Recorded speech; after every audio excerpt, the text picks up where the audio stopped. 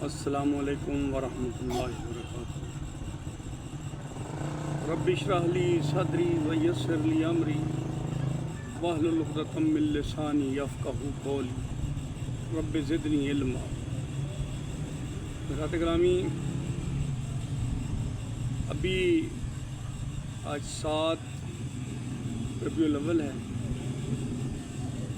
الحمدللہ موسم بہار چل رہا ہے۔ کون سی بہار؟ ربیع۔ عربی میں یہ جو ربیع ہے یہ بہار کو کہتے ہیں۔ تو نبی پاک صلی اللہ علیہ وسلم کی ولادت کا جو مہینہ اللہ تعالیٰ کی ذات نے سلیکٹ کیا وہ بہار کا، یعنی یہ بہار آئی جب نبی پاک صلی اللہ علیہ وسلم تشریف لائے، خزاں ختم ہوئی اور بہار شروع ہوئی۔ جناب علی، آج جمعے کا دن تھا تو اتفاق ہوا مجھے ایک مسجد میں جمعے کی نماز پڑھنے کا، تو وہاں پہ امام صاحب نے بڑا اچھا بیان سنایا۔ انہوں نے فرمایا کہ یہ جو درود شریف ہے یہ ایک بہت ہی نازک مرحلہ ہے اس کو ادا کرنے کا۔ تو وہ کہتے ہیں کہ اللہ تعالیٰ کو یہ نبی پاک صلی اللہ علیہ وسلم اللہم صلی علی محمد وعلی آل محمد کما صلیت علی ابراہیم وعلی آل ابراہیم انک حمید مجید، تو یہ فرماتے ہیں کہ اے اللہ تو درود بھیج نبی پاک صلی اللہ علیہ وسلم پر۔ اب دیکھیں اس کا مطلب کیا ہوا، اس کی گہرائی کتنی ہے، جو امام صاحب نے آج بڑے ہی اچھے انداز سے ہمیں سمجھائی۔ انہوں نے کہا کہ ہم اس قابل نہیں ہے، ہم گناہ گار لوگ ہیں، ہم اس قابل نہیں ہے کہ نبی پاک صلی اللہ علیہ وسلم کا اسم مبارک جو ہے اس پہ سلام و درود بھیجیں۔ ہم اللہ سے دعا کرتے ہیں، اللہ سے ریکویسٹ کرتے ہیں کہ یا اللہ تو ہی اس قابل ہے۔ اب اللہ کی ڈیوٹی ہم لگا دیتے ہیں۔ دیکھیں کتنی پیاری اور سونی بات کی امام صاحب نے کہ یہ وہ عمل ہے جو اللہ کے ذمہ لگا دیا گیا۔ نبی پاک صلی اللہ علیہ وآلہ وسلم پر سلام بھیجنے کا جو عمل ہے، ہم نے کیا کہا کہ یا اللہ تو خود بھیج، کیونکہ تو ہی یہ فرض سر انجام دے سکتا ہے، تو بہتر جانتا ہے۔ تو حضرات گرامی، اب اتنی بڑی بات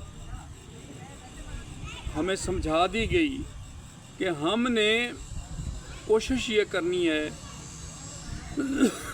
کہ اپنے آپ کو اس قابل کرنا ہے۔ ہم اس قابل نہیں ہیں۔ اللہ تعالیٰ پاک ذات، سب چیزوں سے پاک، صرف اور صرف اللہ تعالیٰ کی ذات ہی ہے، لیکن چونکہ ہم اللہ کے نائب ہیں اس لیے ہم نے بھی کوشش کرنی ہے، لیکن درود کا جو درخواست ہے وہ اللہ تعالیٰ کے سامنے ہی دینی ہے کہ یا اللہ پاک تو بھیج درود نبی پاک صلی اللہ علیہ وسلم پر اور آل پاک پر۔ اب نبی پاک صلی اللہ علیہ وسلم نے بھی قرآن پاک میں یہ ارشاد فرمایا ہے کہ میں آپ سے کچھ نہیں مانگتا، یعنی جتنی بھی نبی پاک صلی اللہ علیہ وسلم نے ڈیوٹی کی، مشقت کی، جو بھی آپ کے اوپر ستم ڈھائے گئے، آپ نے اس کے بدلے میں فرماتے ہیں کہ میں آپ سے کچھ نہیں مانگتا، صرف کیا مانگتا ہوں کہ آپ درود بھیجیں میری آل پر بھی اور مجھ پر، یعنی درود کا تحفہ ہی نبی پاک صلی اللہ علیہ وسلم۔ اب درود کے فوائد، اس کی جو خصوصیات ہیں اور اس کی جو افادیت ہے، اس کی جو امپورٹنس ہے، وہ اس سے بہت ہی واضح ہو جاتی ہے کہ یہی وہ سب سے بہترین عمل ہے جو سوائے اللہ تعالیٰ کے اور کوئی نہیں ادا کر سکتا۔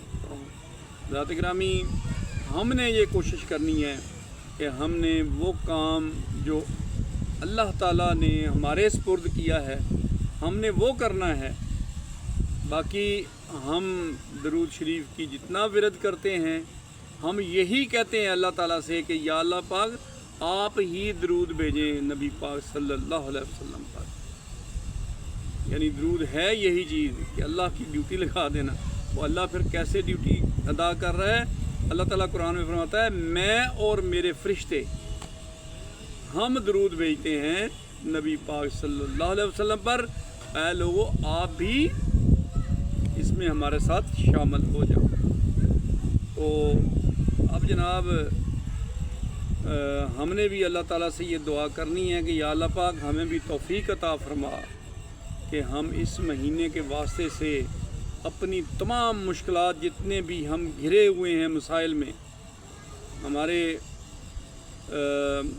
حالات جو ہیں وہ بہت ہی نازک ہوئے ہیں، چاہے ملک کے ہوں، چاہے گھروں کے ہوں، چاہے ہمارے محلوں کے ہوں، چاہے ہمارے شہروں کے ہوں، صوبوں کے ہوں.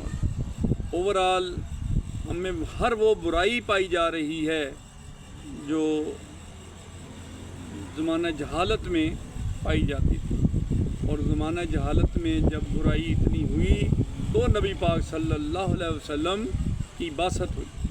تو یہ وہ مہینہ ہے جس میں ہم نے اللہ تعالیٰ کو منوانا ہے زیادہ سے زیادہ درود شریف پڑھ کے، تاکہ ہم پاک ہو جائیں، ہم صاف ہو جائیں، ہماری جتنی بھی مشکلات ہیں وہ حل ہو جائیں.